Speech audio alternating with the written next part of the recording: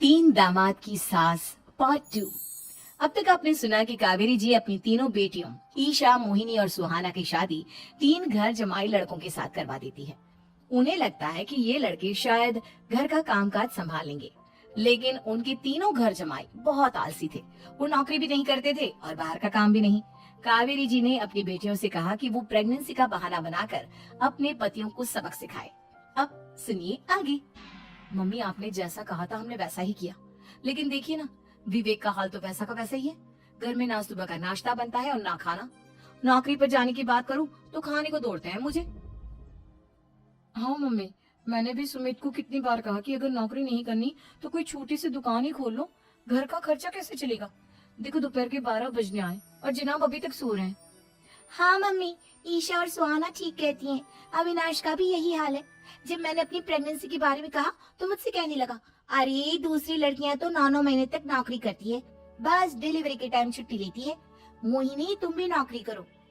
अब मुझे कहाँ नौकरी मिलेगी? मम्मी बताओ, अब मैं क्या करूँ? हे भगवान, क्या सोचकर घर जमाई दामाद लाई थी मैं कि मेरी बेटियां मेरे पास रहेंगी और खुश रहेंगी, लेकिन इन आलसी दामादों ने तो हमारी जिंदगी को भी प्रॉब्लम में डाल दिया है। मैं तो कहती हूँ मम्मी, हम लोग वापस अपनी जॉब पर जाना शुरू कर देते हैं। बता देते हैं इन लोगों को कि हमने प्रेगनेंसी का बहाना किया है। नहीं नहीं बेटा, ऐसी गलती भी मत करना। अगर तुमने ऐसा किया तो इन तीनों की आदत और खराब हो जाएगी। अरे आज नहीं तो कल कभी तो तुम प्रेग्नेंट होगी, तब वापस यही प्रॉब्लम आएगी। तब क्या करोगी तुम तीनों? हाँ मम्मी, आपकी बात तो बिल्कुल सही है। इन लोगों को तो सुधारना ही पड़ेगा। लेकिन कैसे? अपने बच्चों के आने की खबर सुनकर भी इन लोगों पर कोई असर नहीं हो रहा। पैसे कमाने के लिए घर से बाहर निकलना ही नहीं चाहते ये तीनों। अब मेरे दिमाग में एक प्लान आया है। तुम तीनों चिंता मत करो, उन तीनों को बुलाओ, फिर मैं बात करती हूँ। थोड़ी देर बाद कावेरी जी अपने तीनों दामादों को सामने बुलाकर अपनी बात कहना शुरू करती हैं। अविनाश, सुमित और विवेक, देखो बेटा, मैं ना तुम तीनों से बड़ा प्यार करती हूँ, इसीलिए तो तुम्हें घर जमाई बना कर रखा है मैंने। अरे मम्मी जी, सीधे सीधे कहिए ना, क्या बात है? प्यार तो हम भी आपको बहुत करते हैं। अरे मम्मी जी, आपकी इज्जत भी बहुत करते हैं। अरे भाई, आपकी जैसी सास और कमाने वाली बीवी सबको मिलती है क्या? हाँ मम्मी, विवेक और सुमित ठीक कह रहे हैं। आपकी बेटी से शादी करके मेरी तो जिंदगी ही अच्छी हो गई है। जानती हूँ मैं, और ये भी जानती हूँ कि तुम तीनों अपने अपनी बीवियों से बहुत प्यार करते हो। बेटा, बात ऐसी है कि हमारे कुल गुरु ने कहा है कि प्रेग्नेंट होने के बाद मेरी तीनों बेटियां शुरू के 4 महीने हमारे गांव में जाकर रहेगी, जहां मेरे चाचा जी रहते हैं। अरे लेकिन क्यों मम्मी, गांव में जाकर रहने की क्या जरूरत है इन तीनों को? वो क्या है ना बेटा, हमारे परिवार को एक श्राप है। अगर मेरी बेटियों ने यहाँ पर बच्चा पैदा करने की कोशिश की तो उनके बच्चों को कुछ भी हो सकता है। इसलिए अब से लेकर 4 महीने पूरे होने तक इन्हें गांव वाले घर में रहना पड़ेगा। हाँ, तो इसमें प्रॉब्लम क्या है मम्मी जी? हम भी वहाँ जाकर रहेंगे, पिकनिक बनाएंगे।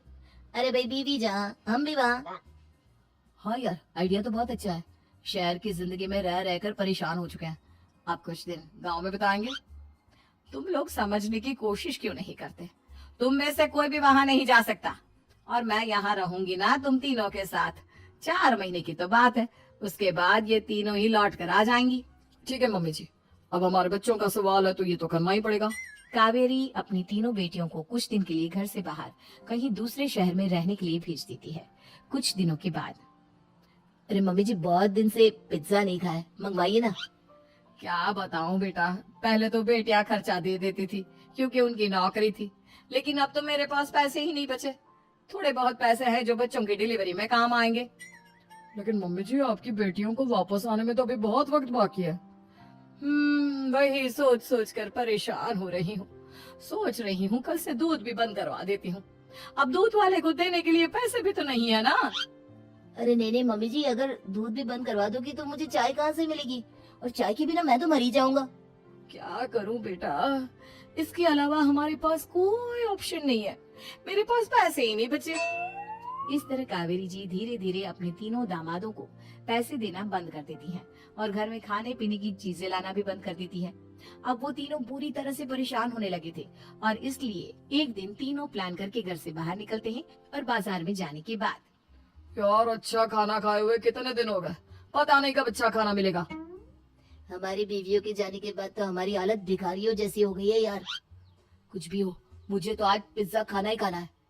जेब में 1 रुपया नहीं है और पिज्जा खाएगा, कहाँ से आएंगे पैसे? अरे देख वहाँ सामने बोर्ड पर क्या लिखा हुआ है, कंप्यूटर पर काम करने के लिए एक आदमी की आवश्यकता है।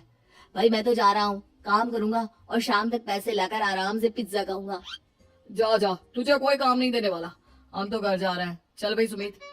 सुमित और अविनाश वहां से चले जाते हैं और विवेक उस कंप्यूटर शॉप पर सारा दिन काम करके 5,000 रुपए कमाकर घर लौट कर आता है और अपने खाने के लिए अच्छी अच्छी चीजें भी लेकर आता है।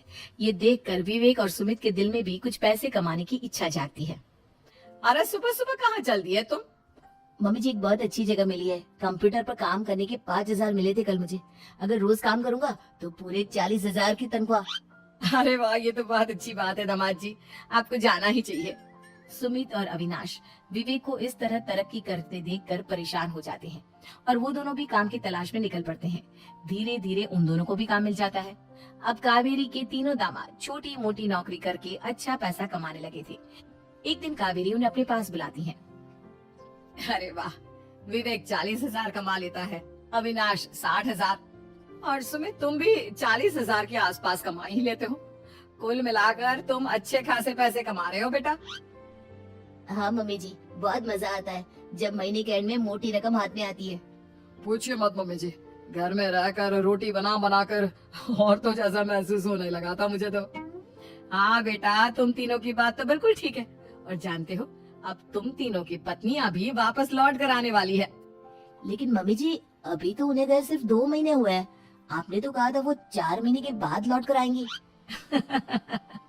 ऐसा कुछ नहीं है बेटा, मैं सिर्फ तुम तीनों को सबक सिखाना चाहती थी कि आदमी घर में बैठकर बीवी की कमाई खाता हुआ अच्छा नहीं लगता।